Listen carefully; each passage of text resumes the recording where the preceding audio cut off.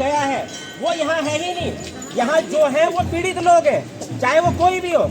लेकिन आप लोग आपस में एक दूसरे के साथ विरोधाभास कर रहे हैं। कोई कुछ टीका टिप्पणी करता है, कोई कुछ टीका टिप्पणी करता है, कोई कहीं जाता है, कोई कुछ करता है। इससे क्या होगा? सिर्फ एक चीज का आप अपने बुद्धि विवेक से ध्यान रखें कि दो ही लोग आपको पैसा दे सकते हैं इस LUCC का, एक सरकार और दूसरा समीर अग्रवाल। समीर अग्रवाल है नहीं, समीर अग्रवाल को लाने की मेरी आपकी किसी की औकात नहीं है।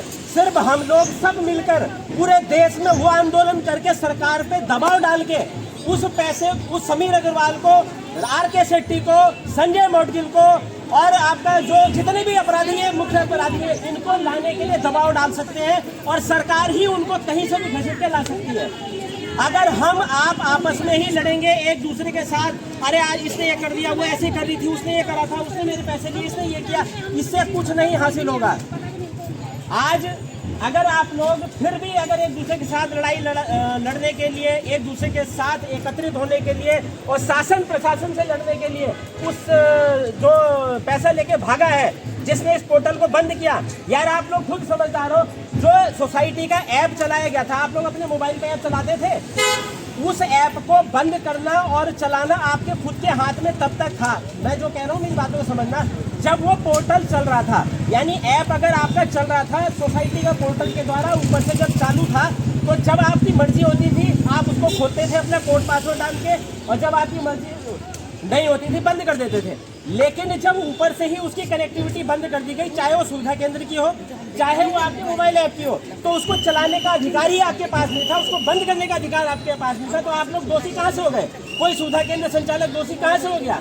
अरे वो समीर अग्रवाल जिसने सोसाइटी चलाई, जिसे हम लोग भगवान की तरह पूज रहे थे, सब पूरी दुनिया, पूरे राज्य की जनता उसको पूज रही थी, आज वो अगर पोर्टल बंद करके बैठा है, अगर वो यहाँ पर अगर आ गया, पकड़ में आ गया, वो लेके आया था जिसने 10,000 20,000 करोड़ का जो स्कैम हुआ है, अगर वो पैसा आएगा तो उन्हीं के माध्यम से आएगा और लाएगी सरकार। और अगर वहां से नहीं आता तो सरकार के जो राहत कोष है, जो बड़े बड़े इतने कोष बनाए जाते हैं, जगह जगह से धन इकट्ठा होता है, अर्जित होता है, उन्हीं में से ही पैसा हमें, आपको, पूरे राज्य की जनता को दिया जा सकता है। उसके अलावा कोई किसी का पैसा कहीं से नहीं दे सकता।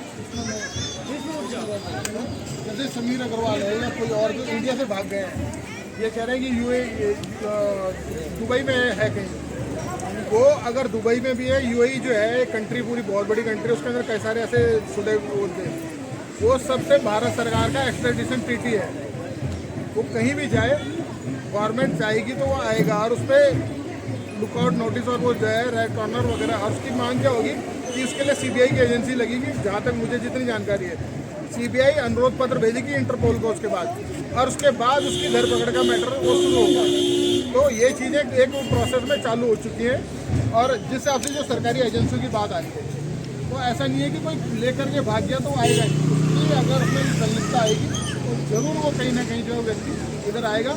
और बाकी ऐसा नहीं है कि ये संपत्ति उत्तराखंड के अलावा संपत्ति तो यूपी में जोड़ी हुई है, सबको मॉर्गेज करे। जो गलत हो, चाहे उत्तराखंड का हो, चाहे वो यूपी में है या और फिर किसी और राज्य में, वो पैसा लेके या उसने संपत्ति बनाई, उसको कूट करके उसकी जब्तीकरण करके तो जो है हमारे जो निवेशक है उनका पैसा लौटाएगा। हमने ये मांग उसमें कह दी है। दूसरा, बाकी जो गवर्नमेंट की तरफ से जहाँ पर गलतियाँ हैं, हमने उसको भी मेंशन कर दिया कि कहाँ आप उसे पहले, क्योंकि फाइनेंशियल ईयर 2021-22 का टाइम, उस टाइम में जब ये बता दिया सोसाइटी इलीगली वो चल रही है, तो जब आपकी पूरी एजेंसीज को पता है, सरकार को पता है, तो उसे उस टाइम में रोक देना चाहिए था।